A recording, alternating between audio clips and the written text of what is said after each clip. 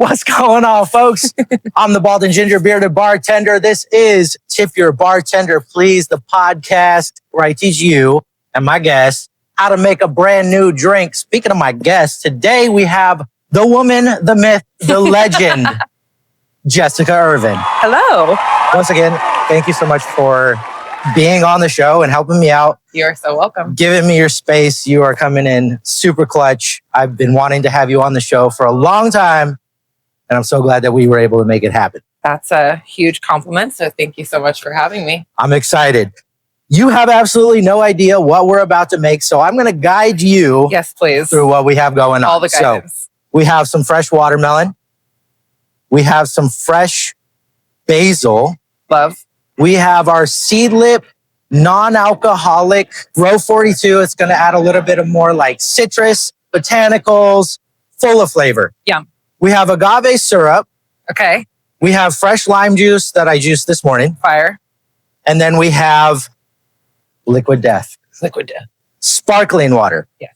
Today, Jesika, if you're ready, we're going to be making a non-alcoholic watermelon basil smash. That sounds fire. First and foremost, we're going to take our basil. Okay. And take a couple of pieces. Am I going here. in the small cup or the big cup? Yes, I'm so sorry. Small cup. Small cup first. Okay. Right up in there. As much or as little. I put like 3 pieces of basil. I got 3. There. Sweet. We're going to take our muddler. Got it. Right over here. Just muddle that up a little bit. Just so we get that flavor, a little bit of that basil aroma. We're going to take our watermelon chunks. You can go as much or as little as you want right into your tin. I'm going to go. Probably want all of it. Go ahead. Do I need it for a garnish of sorts, or am I That's just what I was thinking. Okay, I'll save one for a garnish. I'll save one. Okay. Sweet. We're going to muddle that up as well. Well. Okay, so I need to be a little gentle with the muddle.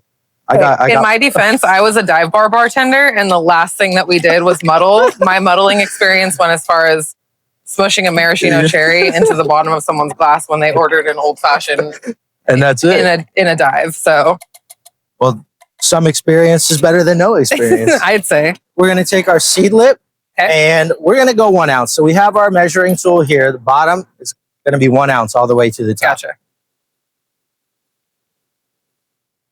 All right. My turn. There we go. We're going to go fresh lime juice here. Okay. We're going to go 3/4 of an ounce. All right. So that third line, yeah. Gotcha. We're going 3/4 there. I like your little containers. All right. There we go. Okay. Right on. And then the agave, I'm the assuming, agave, is the next one? Of course. We're going to go 1/2 ounce. 1/2 ounce. So that's that first little line in there. Yeah. Just to add a little sweetness. Jinx. Bam. Put you a little in there. Take our top. Knock it on. Right on top. We're going to shake it. All right. This I remember how to do. There we go. This is the fun part. I never really got any flair, but yeah, I can't do all that. A big cup here. I'm going to go a little ice in there real quick. Ice me. How much ice do you like? A lot. A lot. Okay. Me too. But I don't want to use all your ice. No, so it's all good. We'll go one more scoop for you. Okay, cool. That's perfect. And then I'm just going to take this and we're going to go dump her in the rest. We got our strainer right over here. Okay. Right up on the top. We got our double strainer. I was going to say, are we double straining? We don't want any watermelon or basil in there. Double strain in there. This looks really nice. Good. This is going to be I would pay money for this. So I'm not going to lie. Last but not least, we're going to top it off with our liquid death sparkling water. Sparkling water.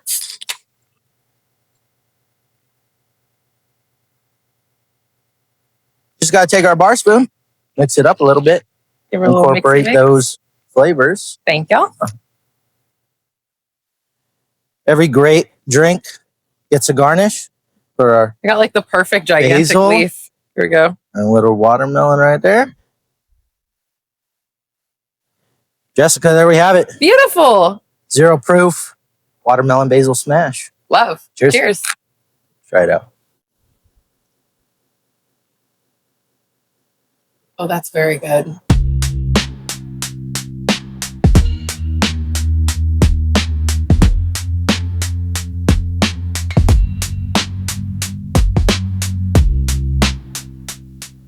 Jessica, cheers. Cheers. Once again. Welcome to my home. This is a beautiful place. I will have to agree with you on that one. Made a fantastic non-alcoholic watermelon basil smash. I had a great coach, so thank you. Thank you for that. I do what I can. I'm a little out of practice, so I needed that for sure. Speaking of out of practice, yes. I have known you for quite some time. I'm not too sure how long we've known each other, but when I first met you, you were in the industry. I was a bartender, right? Deep in the industry. I was a bartender for 9 years. I started when I was 21. It was a recruitment situation. I was a waitress at the Smoking Pig Barbecue on 4th Street. Shout out. And I was recruited by the bread delivery guy. His name was Frank. And he delivered the bread not only to us, but also to the Blue Chip Sports Bar, which no longer exists to the best of my knowledge. I know, RIP. Pour not for the homie, except not really, because this is really good. He would tell me are you 21? I know a place that's looking for a bartender. And I was like, no, I'm not yet. I turned 21 in April. Lo and behold, come after my 21st birthday, I got secret shopped by the owners of that that restaurant bar. They asked me if I wanted to come and interview, and I said sure. I had no experience. I knew that I wanted to start bartending when I turned 21, and at the time I was not only waitressing, but I was also working at a dispensary. That was right around the corner. This was before all of the regulations came into play, so it was a little less it was when you were on the DL, hand weighing out your own stuff, and it wasn't walking into an Apple store. It was literally walking into a little weed club. Yeah. So I was doing that, and I knew I wanted to bartend, and I went and I interviewed, and they gave me the job, and I started bartending at 21, and it was pretty disorganized. It was fun though. It was a huge sports bar. There was no waitresses. It was literally just me and the cooks, and that was it. So all the orders came through me. Yeah. Everyone ordered at the bar. You got a buzzer. You sat down. Football Sundays were insane there. I believe it. So. And then eventually we started throwing rap concerts. So we had Filthy Rich. What? All these Bay Area rappers. It was the most random shit you've ever seen in your life. But yeah, I was down there, in the thick of it all, bartending for these rap concerts. I don't even know. So I did that for a while. And then I got offered a job at Tris Gringos, also RIP. It shows you how long I've been in this. So I was a bartender there for a while, and then I left Tris to go do Opal in Mountain View. Okay. And then I just kind of stepped out of, I stepped out of the nightclubs. I went into the dive bars, and I did a brief stint living in Kauai for 4 months in my mid 20s, bartended out there, came back, and then I started working at SAP in Shoreline. Okay. So I've done the nightclubs, the sports bars, the dive bars, the event centers. And all over the place. Basically everything from my muddling skills, as you can see. I've done pretty much everything except for craft bartending. Okay. So my skills my flair is a little limited, but my resilience is deep. I mean, you made a great cocktail.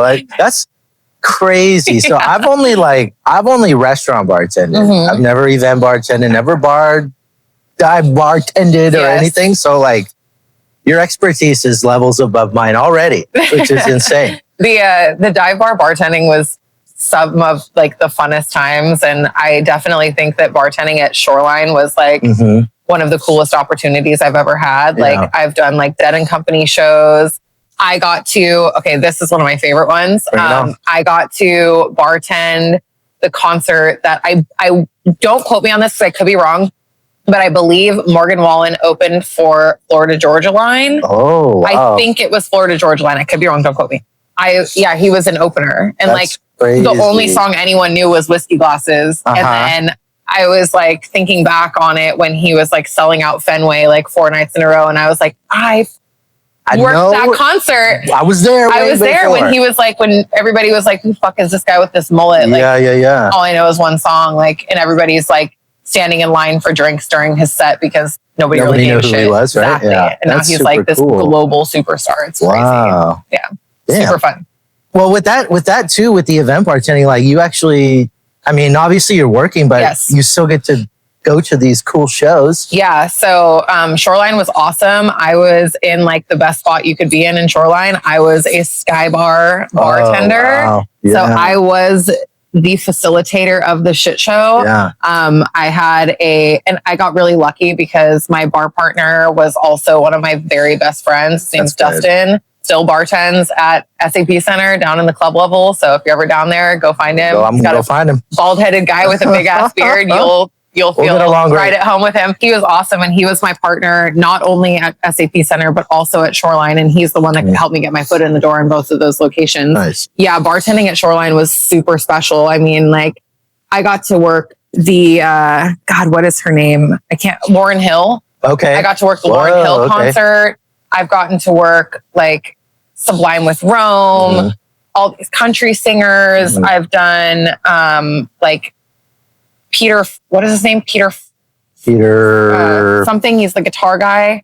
Frampton? Yes, Peter Frampton. Oh, there we go. Yes, nailed it. Just Dead and Company, like some of which, oh, by the way, Dead and Company crowd is like chef's kiss. Nobody trusts the government or the bank, so everybody carries cash, and they're all old as hell, so they're great tippers. They know what to do. It's awesome. But yeah, Shoreline was like hands down, like as a person that has pretty much fully removed themselves from the industry, if I was to ever get offered the opportunity to go back and work at Shoreline, I would take it in a heartbeat. Wow. Because it was such a special experience. Yeah. Like, 10 out of 10 recommend. Okay. All right. There. I had an opportunity to go do that and I turned it down because I was like, Shoreline, I don't know. It definitely also depends on like what bar you get into. There's like the big pavilion bar, like when you walk in and there's that big top thing. Yeah. I was down there for a little while, like while I was getting my foot in the door. Yeah. And that was a pretty good bar. But the problem is that a lot of the people that are in that bar have been there for like 15 years or whatever, however long Shoreline's been around. Like they've been working there. So they generate like the majority, like people remember them and go to them and they're like, oh, the big old guy that looks like fucking if Mufasa was a person, like I'm going to go to him because I see him all the time. Like I'm not going to go to this bitch who looks like she's 28 and doesn't know shit. You know what I mean? Like we're going to go to that guy. Yeah. So that was pretty fun, but it definitely depends on like what bar you get into. I was lucky enough to get in at Sky and it was so much fun. It's exciting. Huge shit show. Especially like I got to work Warp Tour, like and audio, what is it called? Audiotistic or whatever. I got to work Rolling Loud when they hosted Rolling Loud. Oh, wow. But that was like all down in the parking lot. That's like 13-hour days. Oh, I mean, don't come for me, OSHA. Still, like, but it was super special. Put in the work, make money. Yeah, and the opportunities were incredible. Yeah. How long have you been out of the industry now? So I got out of the industry during COVID. I was so obviously they shut down the event centers and that was not happening at all. I was lucky enough to still kind of have a position at the Sportsman's Lounge and the Blue Max. So why did you make that face? Wait, you worked at the Sportsman Lounge? I worked at the Sportsman's for 7 years.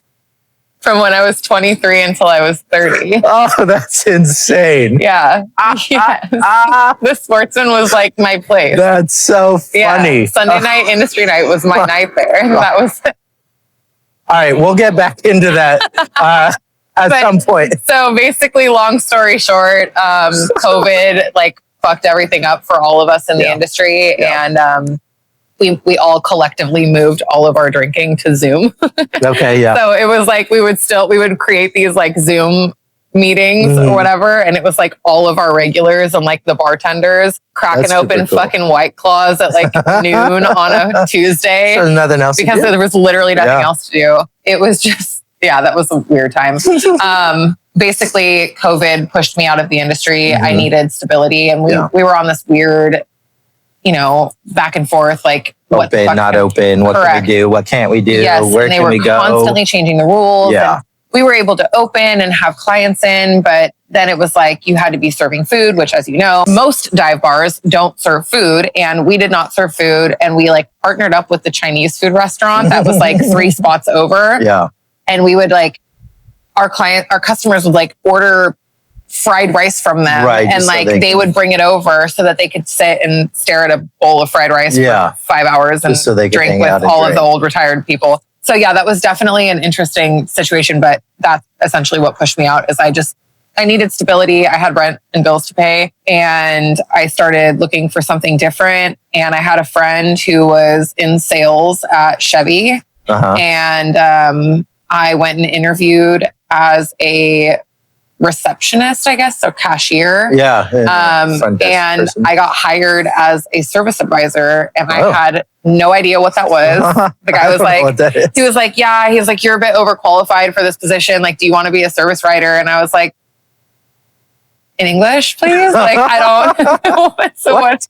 Yeah, I was like, what does that mean? And he like explained it to me, and he was like, basically like, you have everything that I can't teach a person. Like I can train you and like teach you to do this job. And we weren't going to hire green, but like, let's do it. And I was like, okay. So I accepted. And in literally like, it was a clean break. 2020 ended my bartending, like the end of 2020 marked my end of my bartending career full time. And I moved into the auto industry in January of 2021. And I like haven't looked back since. Just rocking it. Yeah. Wow. Yeah. What's like a day to day in your work day? In my work day? In your work day. In my work day. So I have shifted my schedule. I was Tuesday through Saturday for a really long time. So I got shifted to Monday through Friday, which is nice because it gave me a little bit more of a structured schedule where I could actually have my weekends. Sometimes I miss having Mondays off because there was like nobody around when I was running errands. So nice. My typical day, I get up around 5:30 in the morning. I get ready. I make my coffee. I leave my house no later than like 6:30, 6:40.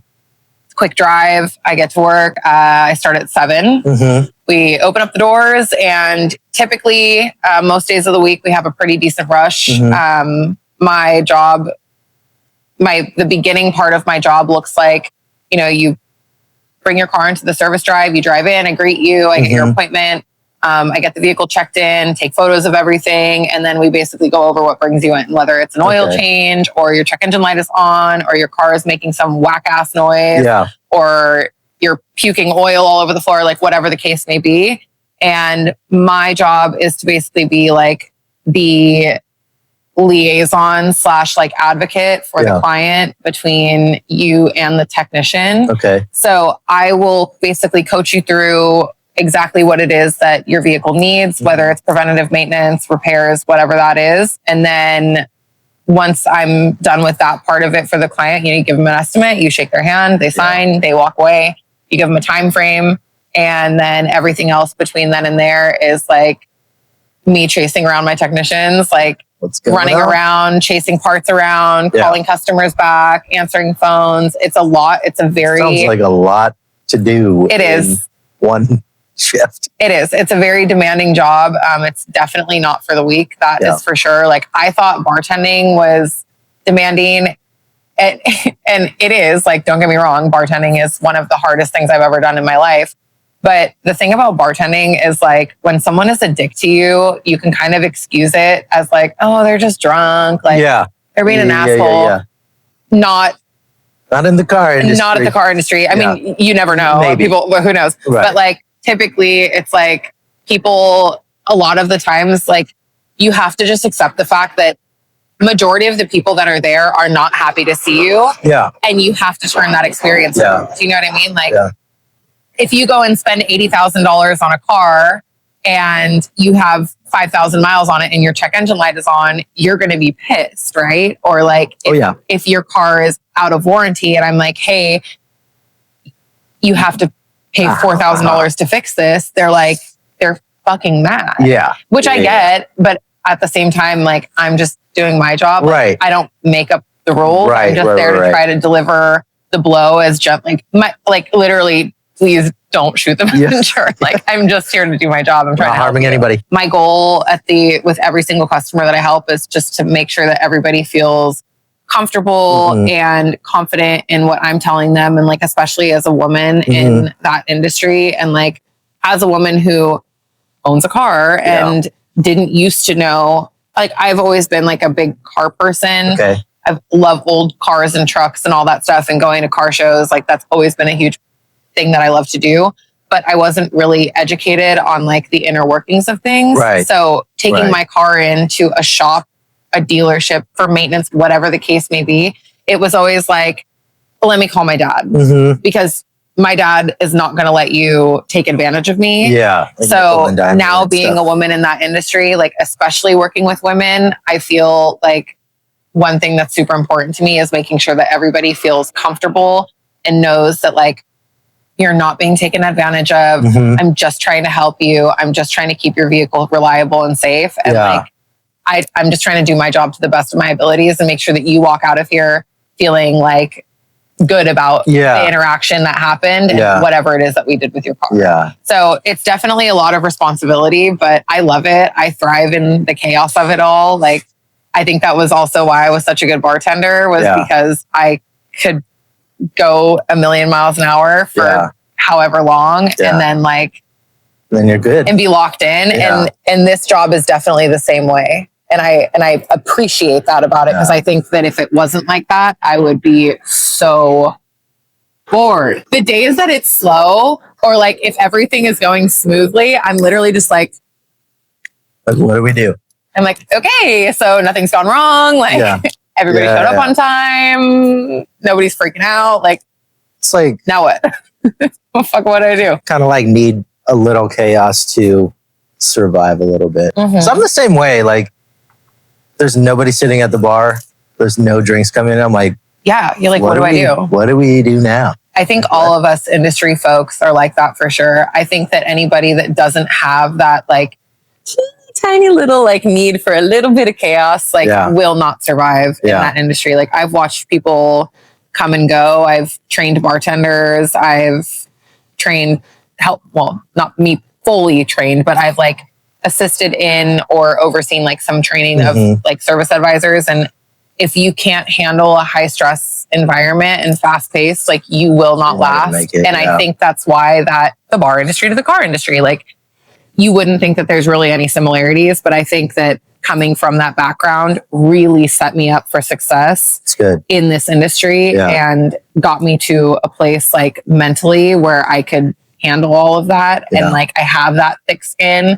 So like when someone does come in and like wants to motherfuck me because their car is that I didn't build. Right. It's not your fault. Like I can like take it on the chin and like be like, okay, like, is it my turn now? And then like kind of bring them back down to earth and then come up with a solution.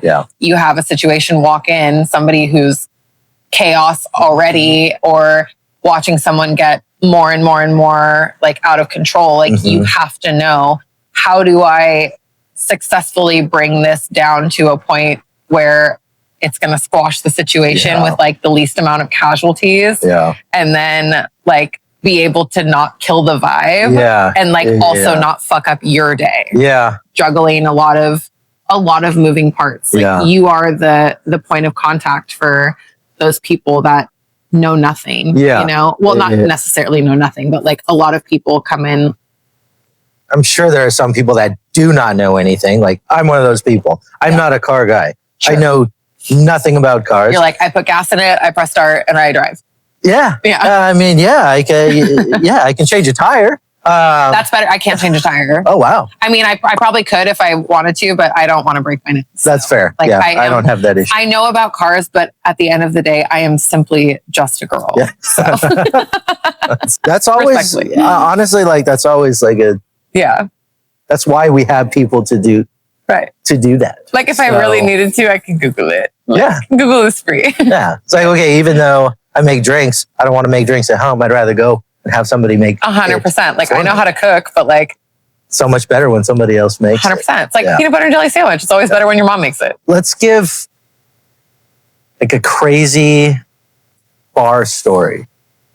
Oh, okay. I already knew which story I was going to tell you because it's honestly my favorite story to tell and it makes me look like such a huge bitch, but it was honestly like the funniest thing. I have two.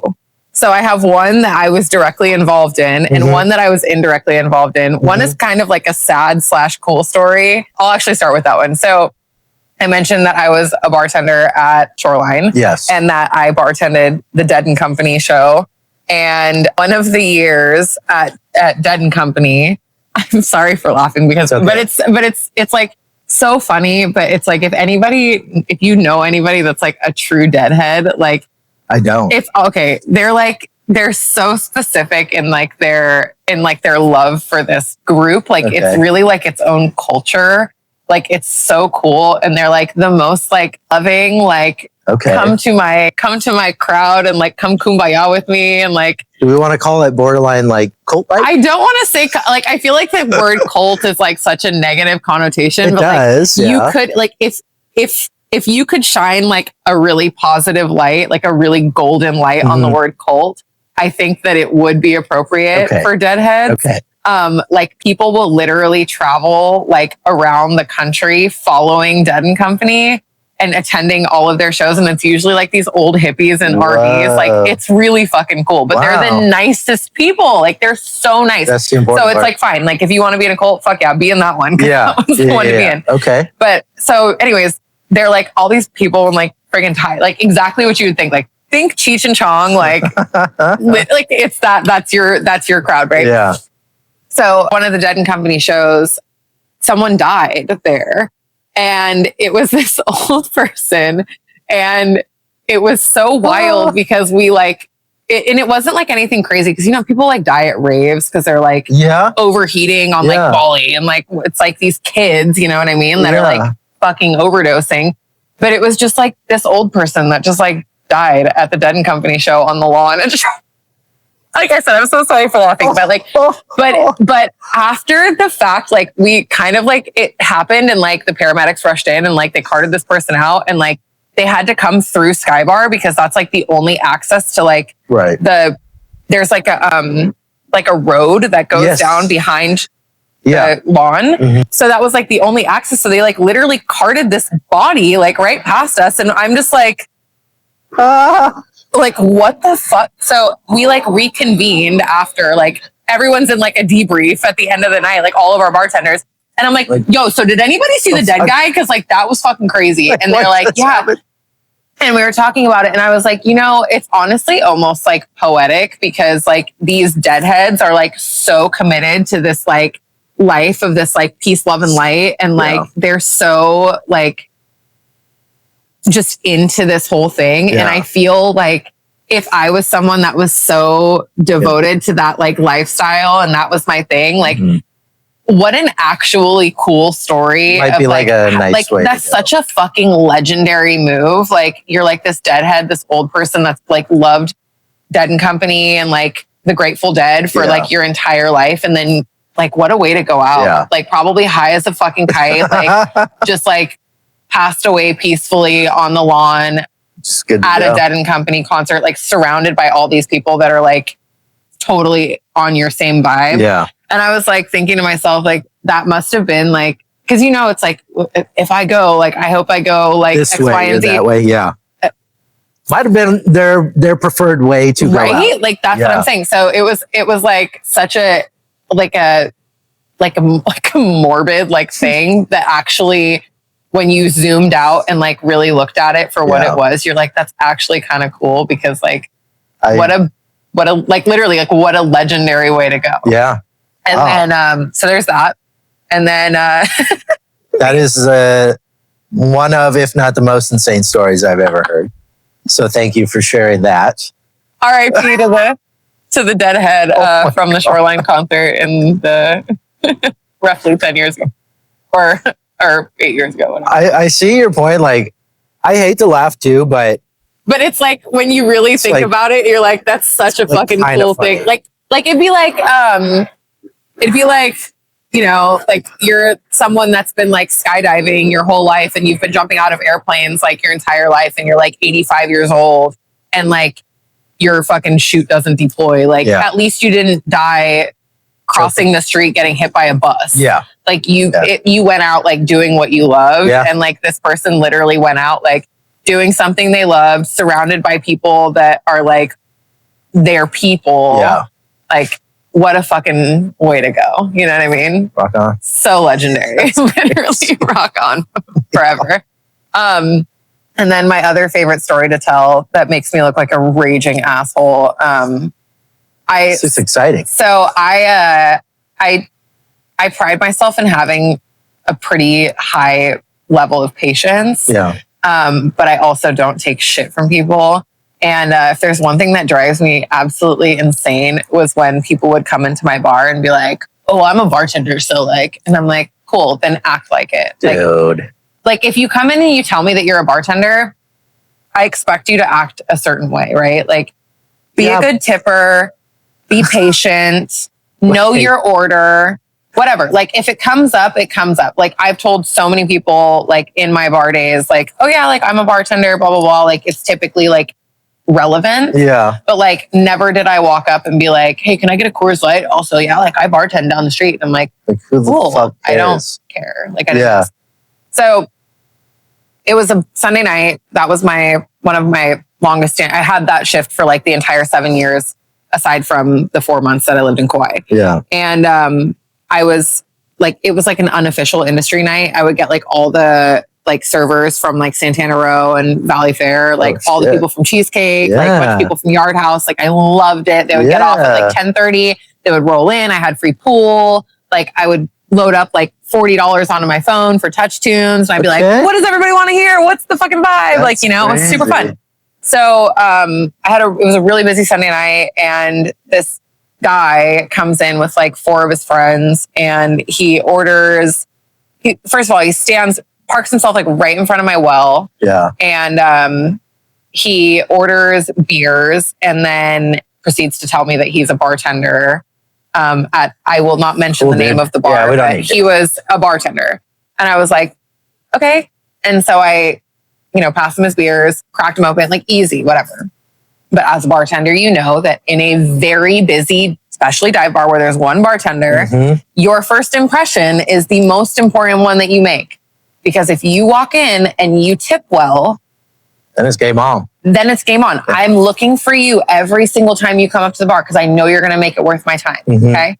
So he orders like 5 beers, crack them open real fast, give him his total. He tips like $2. And I'm like, I'm going to not ignore you, but like, okay, you're lower. You're not going to be my priority, right? Like I have other people that are here that have already shown me like they're willing to tip well, and like I can keep my focus on them, and I'm going to be really attentive to them. Yeah. And not necessarily for you. Like I'm here to make money, period.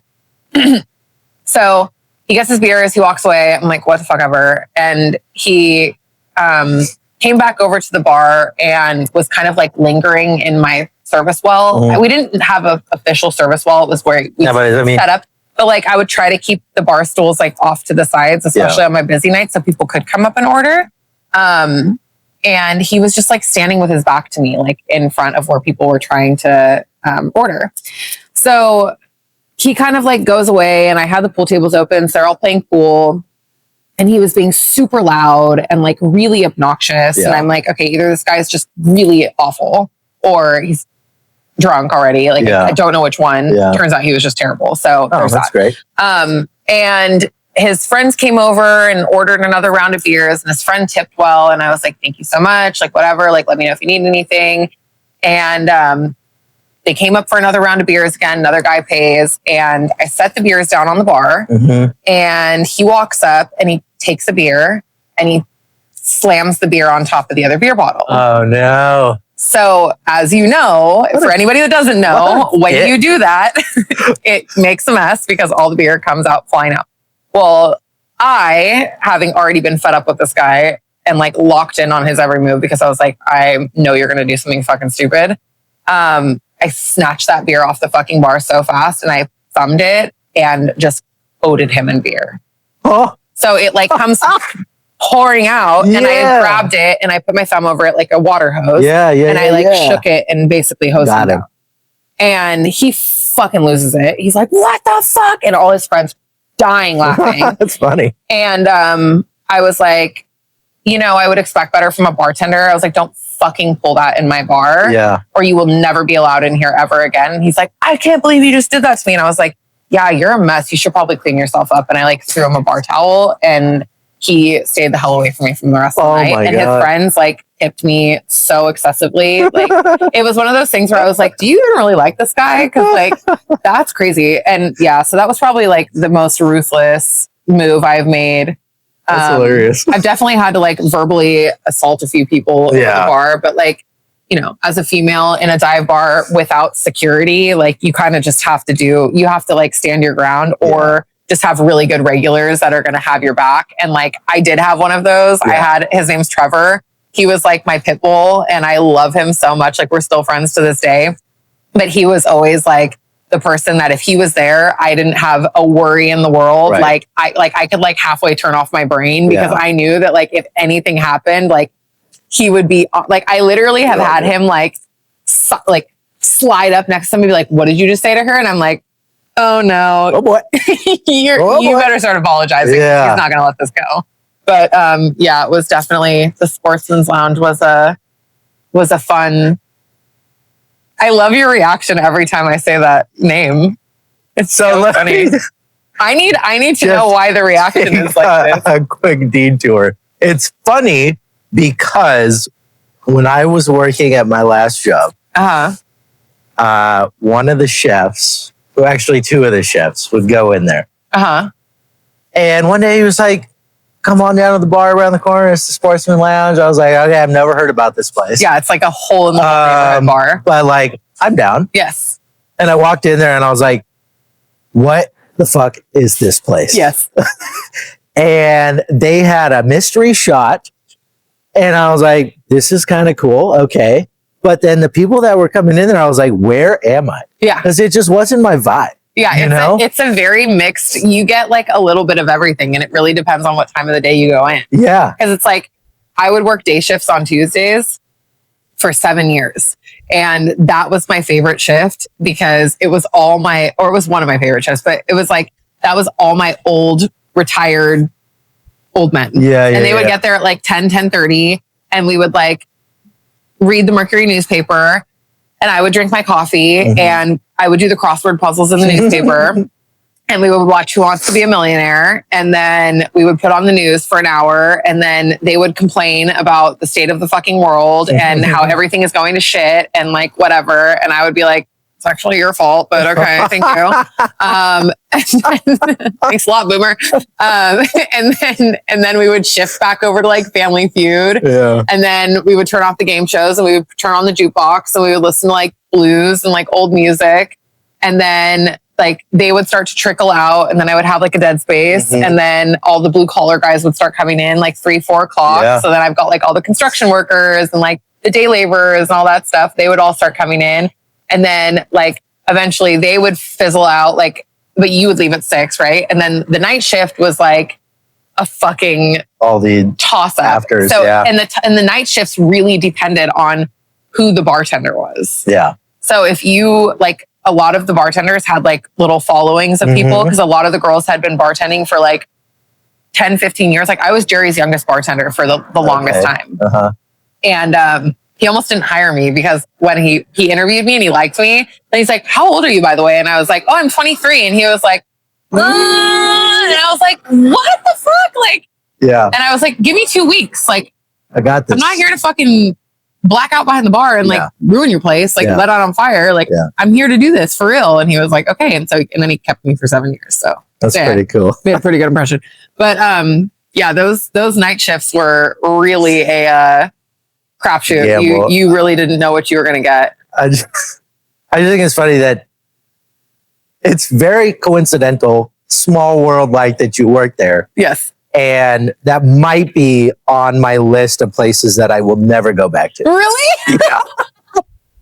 Yeah. That's why I think it's so funny. That's so funny because like, I feel like obviously like I don't go to bars anymore, but like, I think that like, of all the places, well, obviously I worked there for 7 years, so that's different. But like of all the places, like I would feel so comfortable walking into, it's that place. But it's like, it's just such like a shit show. Like it really is. It's literally like when you picture like a neighborhood dive bar. That's it. The Sportsman, no windows, pool tables, dartboard, TVs everywhere, jukebox, dark as hell. And it smells like I'm pretty sure they keep the like mop closet open all the time. When I was in there, I was like, "Oh, not here." Yeah, I'm like what is it? Yeah, that's fucking hilarious. That's so funny. Oh my god, I love that. Oh my God. All right. Let's move on a little bit from the bar talk. You did mention that you lived in Kauai. I did. So what was the reasoning behind you going there? I did a very brief stint there. Yeah. So I went to my parents. Okay. I have a cousin. Her name's Danielle, Deja. We call her Deja. She lives in Kauai. She has lived out there for quite some time. Mm-hmm. And my parents love Hawaii. They would go to Maui and they would go to Kauai, and they visited out there quite often. That was like their vacation spot, right? Mm-hmm. Like once a year they would go. And I had never been. And they took me out there for my birthday. I want to say it was my 25th birthday. Mm-hmm. It was my first time out there. And I fell in love with that place. I just remember like we got there and like I stepped off the airplane and into baggage claim, and it's like open air baggage claim. And just like the smell of the island like hits you, and it's just like this wet, like dirt, tropical, like very lush smell, right? And so we stopped we stay in the North Shore. So we drive up and we get about halfway to the North Shore, and we stop in Kapa'a, and there's a restaurant called the Olympic Cafe. And I was sitting in the Olympic, it's on the second story, and you can kind of like you can see the mountains and all this stuff. And I was just sitting there. My mom actually has a picture of me like sitting there like this. I'm like looking out, and that was like moment number one. Okay. And I was just sitting there, and I was like, and I literally said to my mom, I was like, I need to live here. And she was like, okay. And like at that time, like I was 25, like I'm still kind of attachment free, but I was 25. I had no attachments. I was a bartender. Mm-hmm. I was living in a house with two other girls. Like I just was like, I didn't really have anything tying me anywhere. Yeah. And we were there for like 8 days or something. And just like, the more I was there, the more I was like, I fucking love this place. Like I have to live here. Yeah. And somebody else caught a photo of me in my other moment, and Deja calls it my come to Jesus moment. You're like, and I was on a paddleboard in Honolulu Bay, and I was laying on the paddleboard, and I was just like kind of like on my elbows, and I was just looking at. Have you ever been to Kauai? I've never been to Hawaii. Oh my God. Or anywhere, any island. No. Definitely wear sunscreen if you go, but sunscreen here. Yeah, right. To be fair, yeah, it's warm. But I was in Honolulu Bay, and Honolulu Bay is like, it's a bay. Yeah. And it's just like everything off to if you're facing the land from the water, everything to your right is just these massive, crazy looking mountains. I'm sure you've seen the pictures that I posted and videos and all that stuff, but it's just insane. And I was just laying there on this paddleboard in the ocean, like tan and warm and salty, and like just staring at these mountains. And I was like, yeah, like this is what I need. I got to do this. Yeah.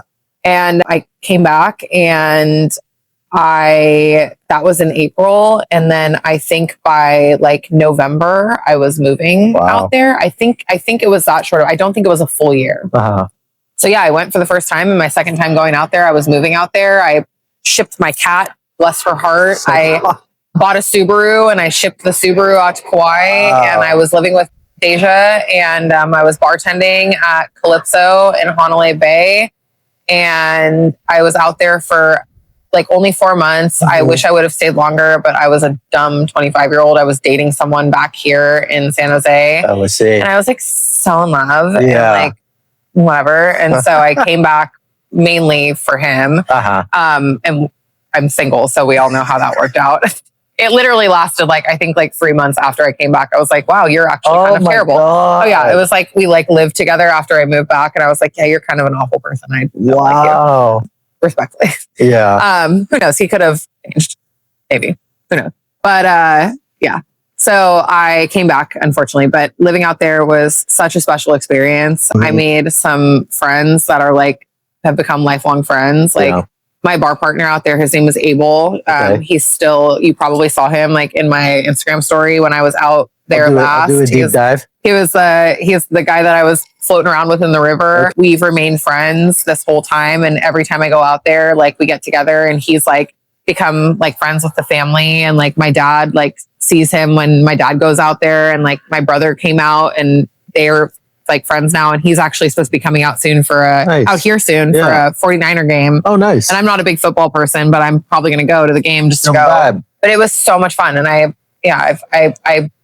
made friends with another girl that used to work there with us at Calypso. I went to her wedding a few years ago in San Diego. She like moved down to San Diego and I got to go watch her get married. And it was just like, you create these like really amazing friendships by doing something like that, because it's such a melting pot out there. Like, especially people in that industry, it's not, and especially on the North Shore, like it's not a lot of locals. You get a lot of transplants. So that was just like a really good experience to have at that age when I was, just hanging out. It was so much fun. You have no inclination to maybe go back? Everybody asks me that every time I go. Like, when are you coming back?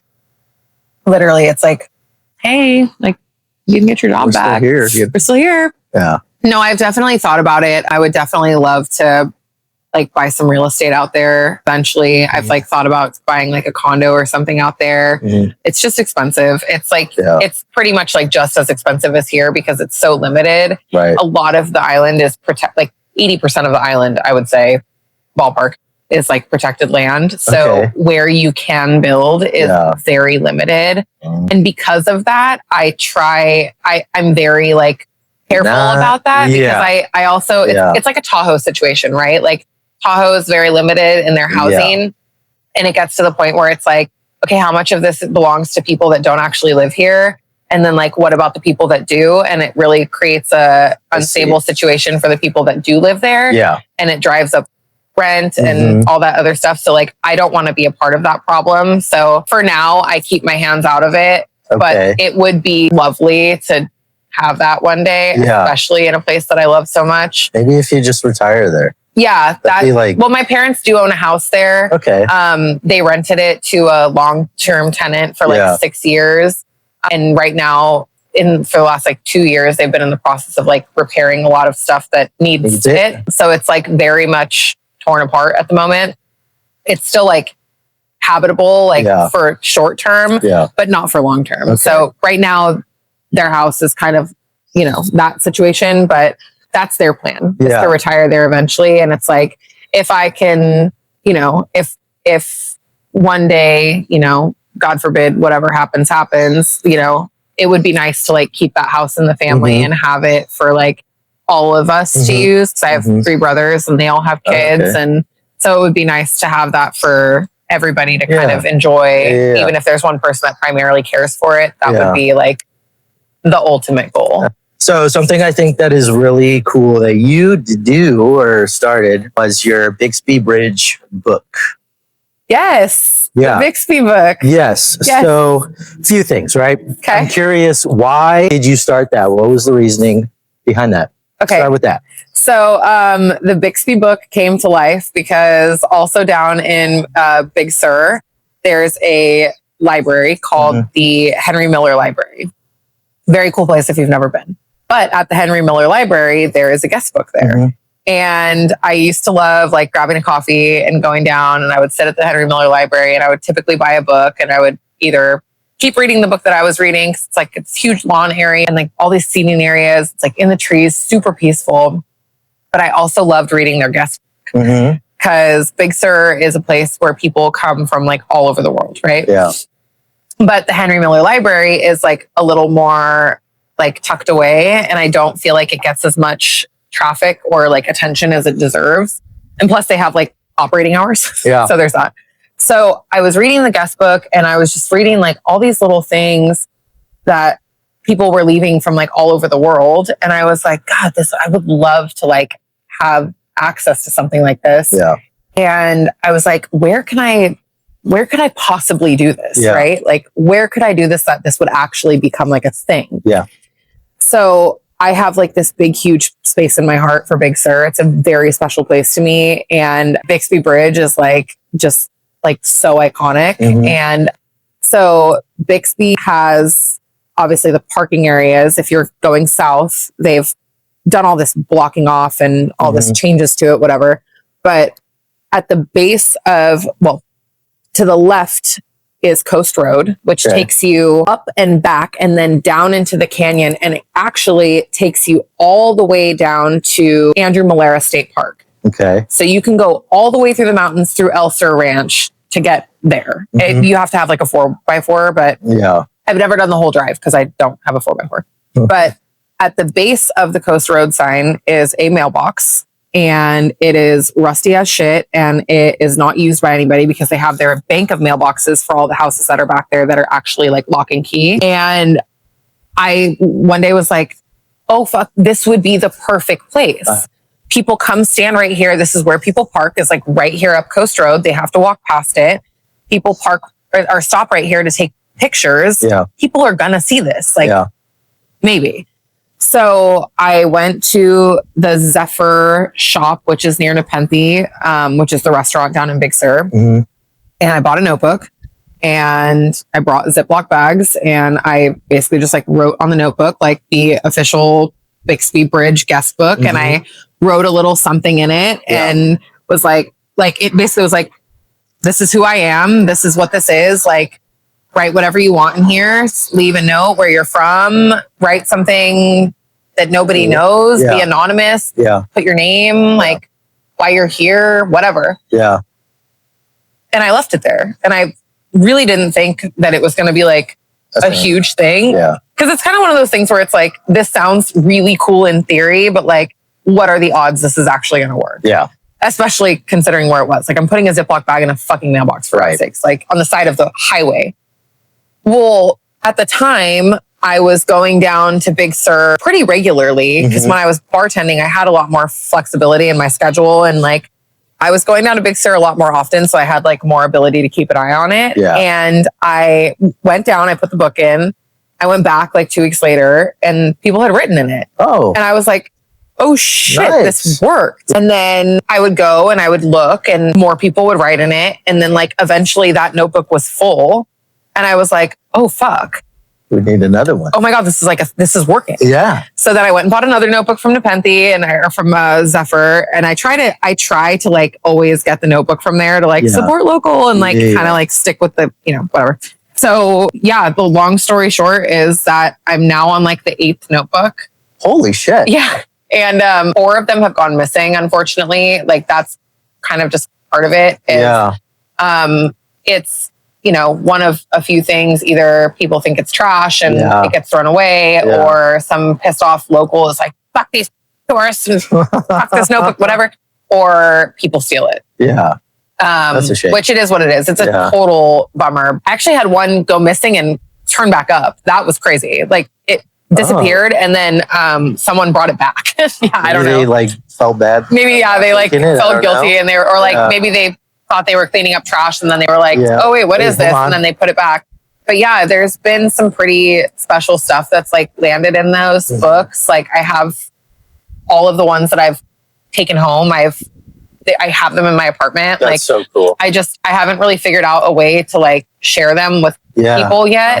But like I've had people like confess their like love for people in the books. Like I've had people celebrating 60 years of marriage. That's awesome. That I've had people write that they were there scattering a loved one's ashes, like really intimate stuff. I also have like weird dumb shit, like people writing about like the rabbit Jesus cult and like whatever. I had someone like confessing that they pooped behind the mailbox. Like loved that. Good times. Like you got to do what you got to do. But yeah, it's like the notebooks are full of like the randomest stuff. A lot of it is people being like, oh, I'm Nick from San Jose. I'm fucking Adam from Tuscaloosa, whatever the fuck, But like, you get those really special ones that like people actually put their heart into. And that is like, that was the goal behind it, was like to get people to like spill a little bit of their beans. And that's super badass. I think kudos to you for like getting that idea and doing something like that, because it's still kind of crazy to me. And I always make sure that like I write my Instagram handle on the book, and it's not to like gain followers, but it's so that people can like, so that I can see. Yeah. And I get, and a lot of times like people will go and they'll take a picture of it in front of the bridge, and I get tagged in the posts, and it's really exciting. Or people will like message me and be like, hey, your book is full. And I'm like, oh, thanks for letting me know. And I'll like make my way down, you know, I'll make it a point to make a trip down there and go swap them out. So it doesn't have its own page, its own Bixby. There is an Instagram page for it, but I saved the Instagram handle. It's called the Bixby Guest Book, but I just never did anything with it. So it's just a dead account right now. But there is an account for it. Yeah. Once I eventually figure out what I'm doing with. When's the last time that you were out there? Gosh, it's probably been, I want to say it's been at least a couple months. Okay. Somebody told me that the book was full, so I made a trip down there to go replace it. Nice. Yeah. I've always wanted to make, I haven't been down to that area at all, like ever. Always maybe wanted to, but I'm hesitant, and I'll tell you why. Why? Because one of my good friends way back in the day went over the bridge and passed away. Intentionally? No. Oh. Unintentionally. But it's just kind of one of those things where like I have a very uneasy feeling about like going. Vibes? Yeah, very like in a car? Or yeah. Like, oh. Yeah. It was like later. That's why I got this tattoo, was in memory, you know? Yeah. So it's always kind of been one of those things where like I'm hesitant. Yeah, it's like to a go over there. Yeah. But also I would really like to see this book in person. It's, well, the whole Big Sur is very special. It's got this like very spiritual vibe to it. There's a lot of really famous authors that called Big Sur their home, like including John Steinbeck at one point, if I'm not mistaken.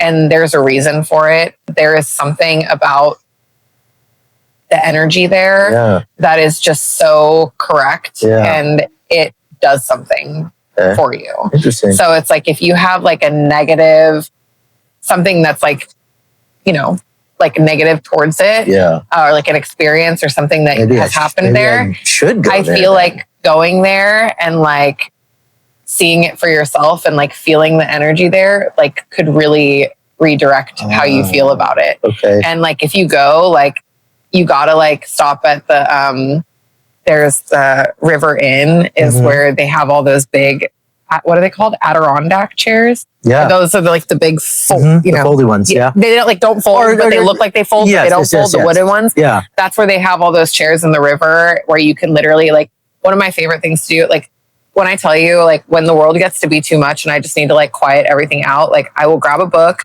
I will make a coffee at 5 o'clock in the morning. I will get my ass in the car and I drive straight down there and I will go park one of those chairs in the water. I take my shoes off. I put my feet in the Big Sur River and I just sit and I read and I just shut everything else out. And there is something that just like about it that just gets you right. And like the mountains being right there and the ocean being right there and just like the forest that you get in the middle of it all is just, it's really, really super special. It's a very, it's a very unique place. And there is a reason why people go from all over the world to experience it. It's incredible. So if you find it in you and you feel like you got it, like you're ready for it, highly recommend going. And it's definitely a really special place. Yeah. I'm also kind of in the mode to where like maybe I don't need to be as afraid anymore. Yeah. Because it's been a while. Yeah. And every time I see pictures of this place, I'm like, I would like to be there. Yes. But I just have something holding me back. Yeah. I totally understand. And it's like, but when you feel it, like, it's going to be there. So it's not going anywhere. All right. So that's the good part. That's crazy. Yeah.